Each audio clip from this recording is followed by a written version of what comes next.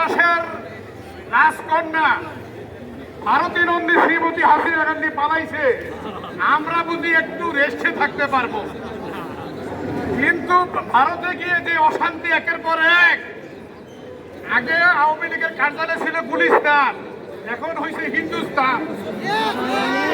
একের পরে হুমকি ধামকি, হ্যাং করেন গা তেহ্যান করেন গা।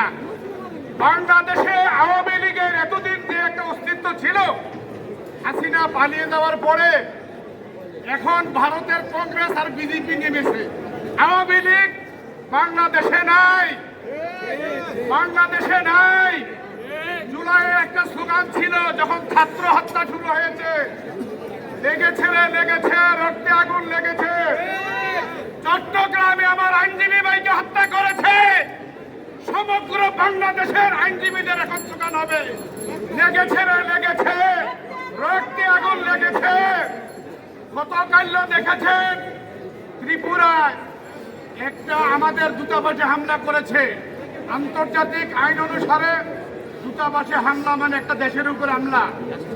এখন বাংলাদেশের উপরে শেখ হাসিনা এবং ভারতীয় শক্তি দিয়ে বাংলাদেশের মানুষকে ভয় দেখাচ্ছে, হ্যান করেন গা ত্যান করেন গা। বাংলাদেশের মানুষ ৭১ সালে স্বাধীনতা যুদ্ধ করে সংগ্রাম করে দেশ স্বাধীন করেছে। ভারত কিন্তু স্বাধীন করে না, যুদ্ধ করে। এবং ব্রিটিশের বিরুদ্ধে যারা সংগ্রাম করেছিল সেই বাঁশের কেল্লা তৈরি করেছে পৃথিবী, মুসলমানরাই সংগ্রাম করেছে। সেই মুসলমানদেরকে ভয় দেখাচ্ছেন, বাংলাদেশের উপরে হামলা করে দেখেন, সেভেন সিস্টার থাকবে না, সেভেন সিস্টার থাকবে না। পাঞ্জাব স্বাধীনতা চায়, কাশ্মীর স্বাধীনতা চায়, নিজের ঘর আগে সামলান। ফেসবুকে ইউটিউবে কিছু দোকান দিয়ে হ্যান করেন গা ত্যান করেন গা, চট্টগ্রাম দিবেন গা, ওইটা করবেন, আর আমরা বসে বসে আঙ্গুল চলবো। বাংলাদেশে আজকে সাবধান করে দিতে চাই, চট্টগ্রামে একজন বিজ্ঞ আইনজীবীকে প্রকাশ্যে হত্যা করেছেন। বাংলাদেশের মানুষ, আইনজীবী সমাজ আপনাদেরকে কিন্তু কেউ একটা ফুলের টোকাও দেয় নাই, এটা মনে করেন না বেশি দিন আমরা ধৈর্য ধারণ করব।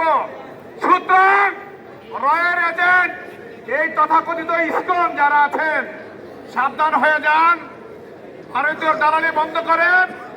আর আপনারা যারা এই ঢাকা বারে এত বছর অশান্তি করেছেন, আমাদের ভোট দিতে দেন নাই, পাশ করেছে একজন, ডিক্লার করেছেন আরেকজন, আপনারা আশেপাশে আইসেন না, আমরা কিন্তু পাহাড়ের মধ্যে আছি। সাধু সাবধান, সন্ত্রাসের রাজকন্যা ভারতী হাসিনার দালালরা এই ঢাকা বারে কখনো ঢুকতে পারবে না। সবাইকে ধন্যবাদ।